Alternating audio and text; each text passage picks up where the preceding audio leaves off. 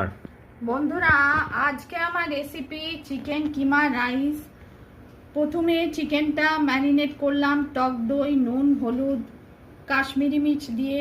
তারপর রিফাইন অয়েলে পেঁয়াজ রসুন ভেজে নিলাম। তারপর গরম মশলা, গোলমরিচ গুঁড়ো, জিরে, গোটা জিরে দিয়ে নেড়ে ছেড়ে তারপর টমেটো দিলাম। তারপর ম্যারিনেটেড চিকেনটা নেড়ে ছেড়ে কিছুক্ষণ সেদ্ধ হতে দিলাম। সেদ্ধ হয়ে গেলে এবার জল ছড়ানো বাসমতি রাইস ওই চিকেনের সঙ্গে নেড়ে নাড়তে লাগলাম। আর কিছু মশলা, নুন, হলুদ, গোলমরিচ গুঁড়ো, চিকেন মশলা, জিরে গুঁড়ো, ধনে গুঁড়ো, সব গরম মশলা দিয়ে নেড়ে ছেড়ে 1 কাপ রাইসে 2 কাপ জল দিয়ে আবার আর গাজর, কড়াইশুঁটি দিয়ে আবার ঢাকা দিয়ে সেদ্ধ হতে লাগলাম চিকেনের সঙ্গে রাইসটাকে।